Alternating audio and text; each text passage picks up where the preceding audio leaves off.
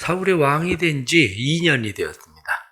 왕이 된 지 2년이 되었을 때 아직 국가적인 군사적인 제도의 체제는 제대로 완비되지 않은 것 같습니다. 왜냐하면 사울에게 군인이 3,000명이 있었다.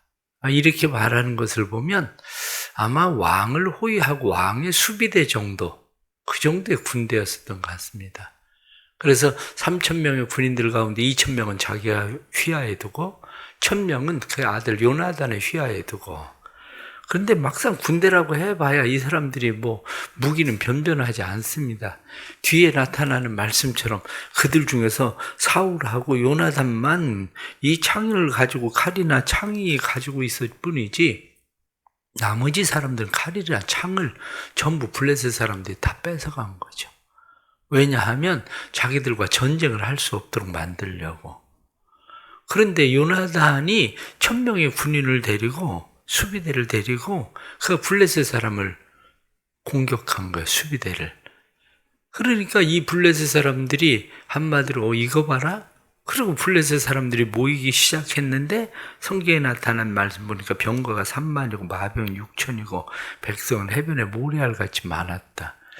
병거가 여기 30,000이다 이렇게 성경이 나타나고 있지만 실질적인 블레셋 사람의 병거라고 생각하지는 않습니다.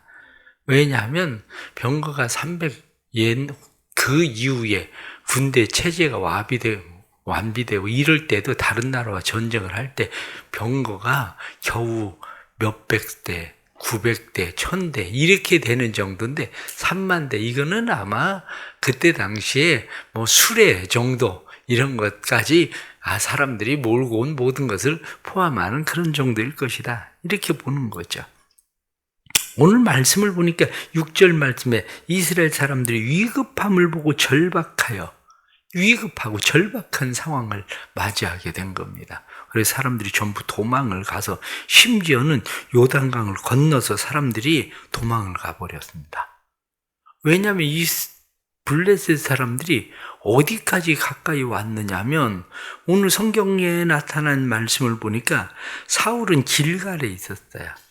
이 사무엘은 길갈에 있었고 7절 말씀에 사울은 아직 길갈에 있고 사울도 길갈에 있습니다. 길갈은 이스라엘 백성들이 여리고성을 정복하기 전에 있었던 곳이 길갈이잖아요. 거기까지 거의 이 블레셋 사람들이 우리 주일 찬양 예배 때마다 우리가 지도를 보는 것처럼 거기까지 밀고 내려온 거예요. 그러니까 온 이스라엘의 전 지역이 블레셋의 영향력에 있는 거죠, 지금. 이런 상황을 맞이하니까 사람들이 전부 도망을 가서 600명밖에 남지 않는 상황으로 벌어진 거죠.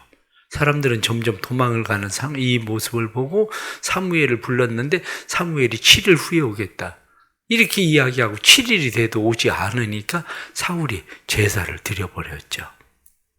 이 일로 인해서 사무엘이 사울에게 이야기하기를 하나님께서 당신이 하나님의 말씀을 잘 순종했으면 하나님께서 명령하신 바를 잘 지켜 행했으면 당신 나라를 영원히 계속되게 했을 텐데 하나님께서 하나님의 마음에 맞는 사람에게 나라를 넘겨주실 거다.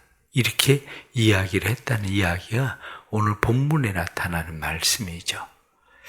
오늘 나타나는 이 말씀 속에서 우리는 몇 가지 다시 우리가 생각하게 되는 일이 있습니다. 그것은 6절에 나타난 말씀 보면 이스라엘 사람들이 위급함을 보고 절박하여 이렇게 돼 있죠.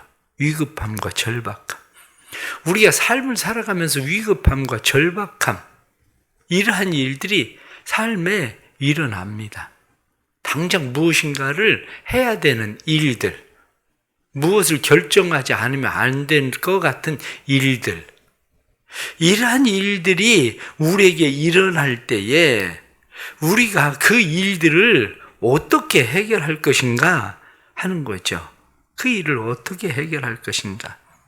절박한 상황 속에서는 우리는 신중한 선택을 할 수밖에 없는데 이 절박한 상황이 되고 나면 사람들은 신중한 선택을 잃어버린다는 거죠. 왜 이 절박한 상황에서 사람들은 신중한 선택을 잃어버립니까?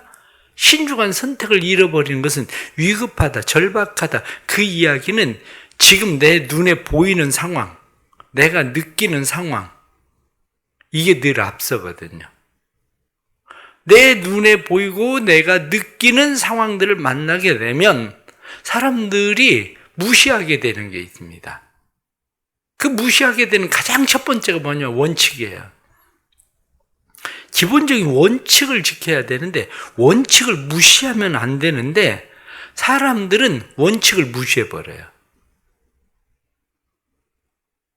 그러니까 원칙을 무시하고 그리고 나서 사람들은 과정의 내용을 무시해버려요. 결과만 도출해내고자 하는 마음이 생기는 거죠. 이게 우리의 문제들이에요. 원칙과 과정이 무시되고 나면 결과가 일어났을 때에 처음에 그 결과는 좋아 보일 수 있지만 그 결과는 결코 좋은 결과가 되지 않는다는 사실이에요. 그러니까 당장 급하니까 사람들은 급할 때 무슨 생각을 많이 합니까? 예를 들면 내가 사업을 하다가 지금 힘들고 어려워요. 힘들고 어려우니까 힘들고 어려운 사람이 당장 급하니까 사채이자를 가져다 씁니다. 그런데 그냥 적당한 사채도 아니고 한마디로 고리 사채를 당장 갖다가 쓰죠. 처음에는 상황을 막은 것 같아요. 근데 그 다음부터는 사채 이자에 쳐서 죽습니다. 이게 사람들이 기본적인 원칙이나 과정을 무시하고 사람들은 당장 그 문제를 해결해야 된다고 생각하는 거죠. 이러한 일들로 인해서 오늘 성경에 나타난 말씀도 사울이 사무엘이 오지 않으니까 어떻게 했습니까? 번제를 드렸다. 이렇게 돼 있는 거죠. 그래서 사무엘이 왔을 때에 왕이 무슨 일을 한 겁니까? 내가 하나님의 은혜를 구하려고 했는데 하나님의 은혜를 구하려고 당신을 기다리고 있는데 당신이 7일 동안 오겠다고 하더니 7일째 날이 돼도 안 오지 않았냐. 그래서 내가 하나님의 은혜를 구하려고 번제를 드렸다. 이렇게 이야기하는 거죠. 여기 말씀에 나타나는 12절 말씀에 부득이하여라고 하는 말이 아파크라는 말이에요. 아파크. 이 아파크라고 하는 말은 자신을 굳게 잡다. 그 얘기예요. 부득이하여. 사람들은 부득이해서 내가 지금 가지고 있는 생각, 그것을 굳게 잡는 거예요. 부득이해서 지금 보이는 상황을 굳게 잡는 거죠. 부득이하니까. 그런데 부득이해서 그것을 굳게 잡았는데 문제는 어디에 있느냐? 문제는 일단 핑계거리가 있지 않아요. 핑계거리. 핑계를 뭘 하고 되어 있느냐? 당신이 오지 않지 않았느냐? 그래서 내가 이것을 할 수밖에 없었다. 이렇게 얘기합니다. 우리말에도 핑계 없는 무덤 없다. 이런 얘기 하잖아요. 그러면 내가 핑계를 댔을 때에 그 이유를 내가 댔을 때에 그 이유가 진실한가? 정말 타당한가? 이 문제죠. 가정에서 예를 들어서 남편이 집이 이게 뭐냐? 이거 내가 오늘 치워놓으라고 얘기하지 않았냐? 이렇게 얘기했다고 그럽시다. 그러면 아내가 뭐라고 얘기합니까? 내가 집안일만 하는 사람이냐? 애도 돌보고 뭐도 하고 못했다 그래서 이렇게 얘기하죠. 그럼 남편이 생각합니다. 그거 10분이면 하는 건데 10분이면 하는 건데 하루 종일 그러면 뭐 했다는 거냐? 핑계죠.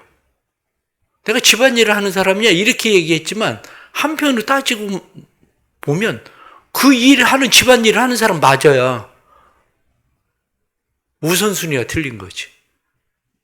남편이 볼 때는 오늘 내가 그거 해놓으라고 하지 않았냐. 사무실에도 그거 해놓으라고 하지 않냐. 이렇게 서로 이야기를 할 때 맞아 그 일을 하는 사람.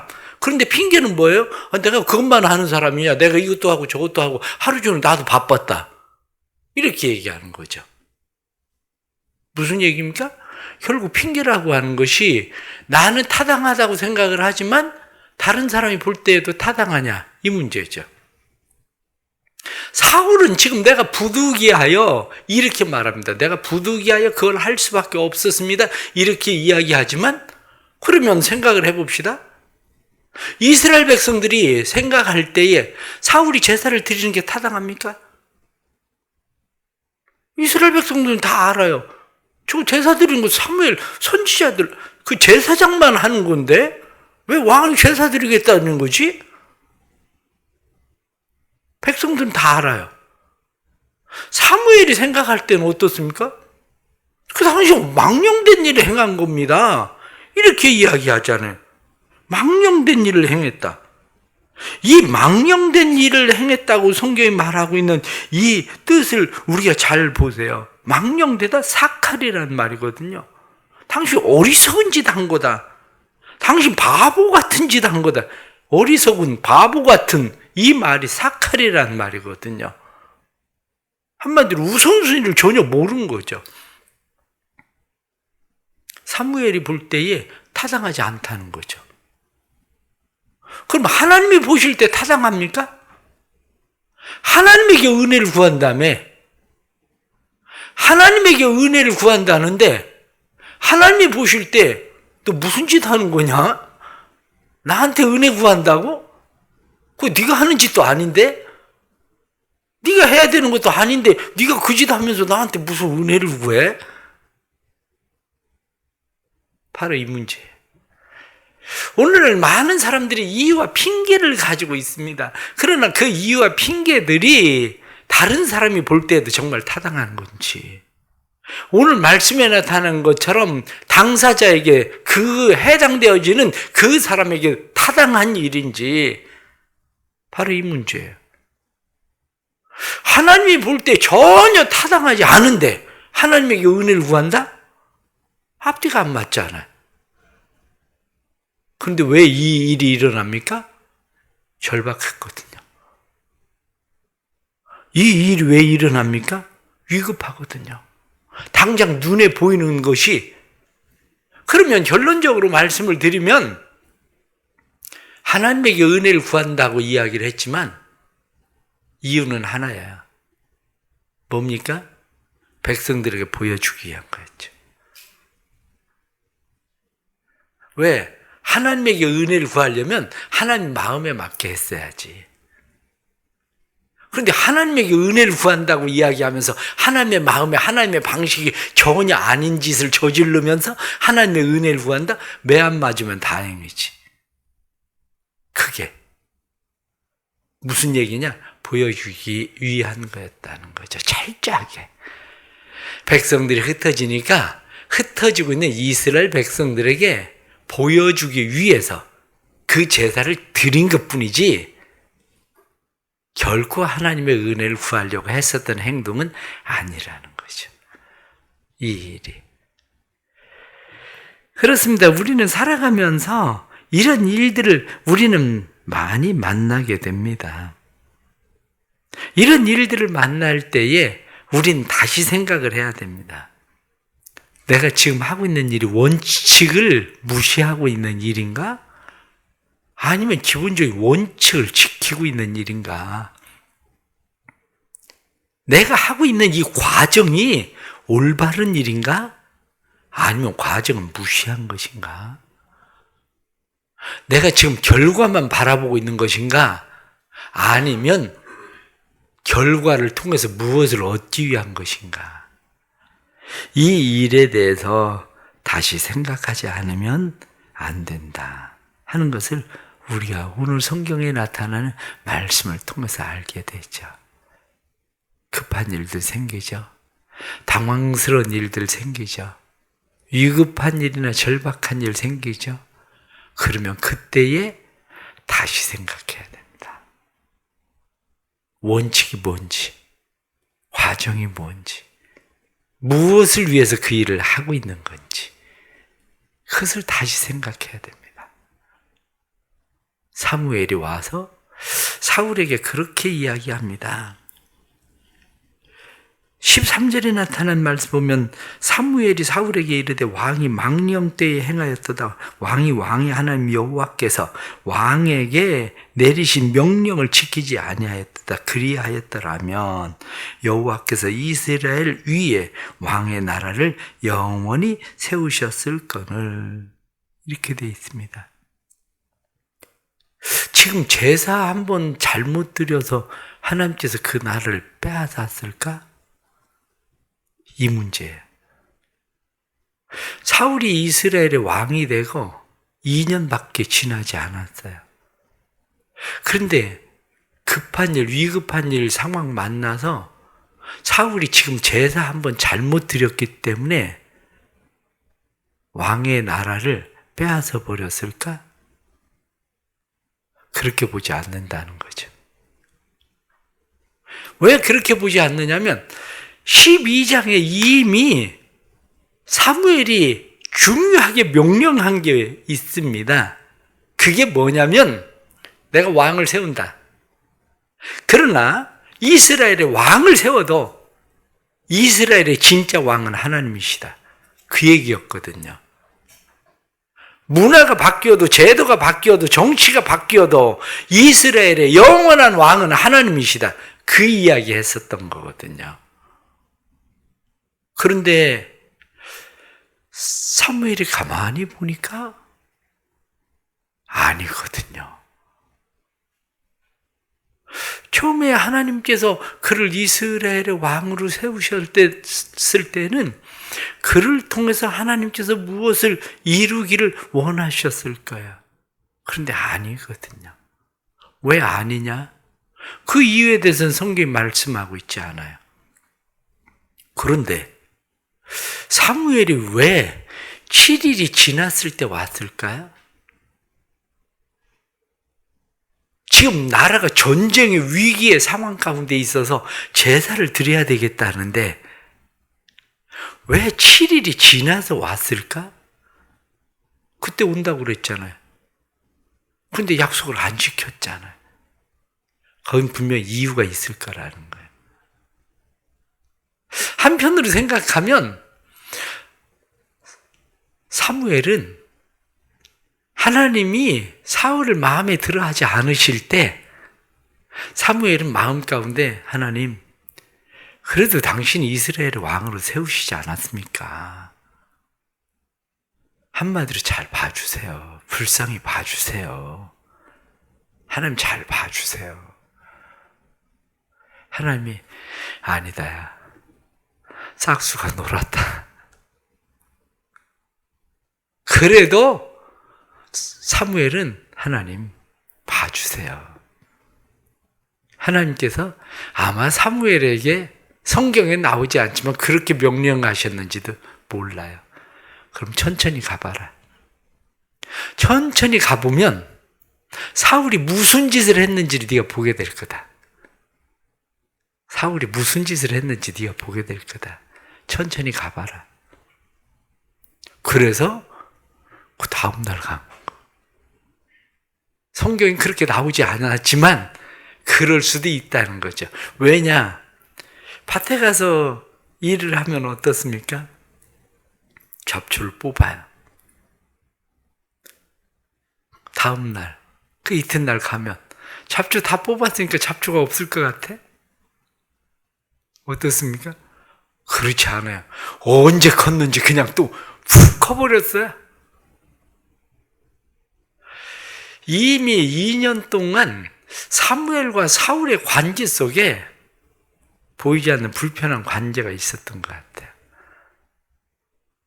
사무엘이 볼 때에는 사울이 아무것도 하지 않고 그냥 겨우 군인들 3,000명만 모은 것 같은데 그 보이지 않는 2년 동안 일어난 일들 속에 이미 사울이 하나님 보시기에, 사무엘의 보시기에 불편한 일들이 있었던 것 같아요. 그러니까 내가 분명히 당신이 왕이 돼도 당신의 왕은 하나님이라고 내가 말했습니다. 오늘 성경 말씀 보면 무엇라고 되어 있습니까? 사무엘이 사울에게 이르되 왕이 망령되이 행하였도다. 그러면서 여기에 여호와께서 왕에게 내리신 명령을 지키지 아니하였도다. 여호와께서 내리신 명령이 네가 제사 드리면 안 된다? 그 이야기만 한 게 아니었을 거예요. 그거는 기본적으로 제사는 제사장들이 드려야 되는 거, 원래 전통적으로 그건 모두가 다 알고 있는 일이지. 그런데 그걸 무시한다는 얘기는 무슨 얘기입니까? 가장 중요한 그걸 무시한다는 것은 다른 모든 것들이 이미 사울에게서는 무시되기 시작했다는 거예요. 그 일이. 그러니 그것을 보면 사무엘은 하나님이 이미 제 마음에 아니라고 하셨습니다. 그래서 지금 왕의 나라가 길지 못할 겁니다. 왕에게 명령하신 바를 왕이 지키지 아니하였기 때문에 하나님을 왕으로 당신이 삼아야 되는데 당신은 하나님을 왕으로 삼지 않으니까 임명권자인 왕이신 하나님께서 당신을 바꾸실 겁니다. 이 일이 어느 때 일어나는 일입니까? 에덴 동산에서부터 일어난 일이에요. 이 일이 에덴 동산에서부터 선악과 따먹지 마라. 주권자는 나다.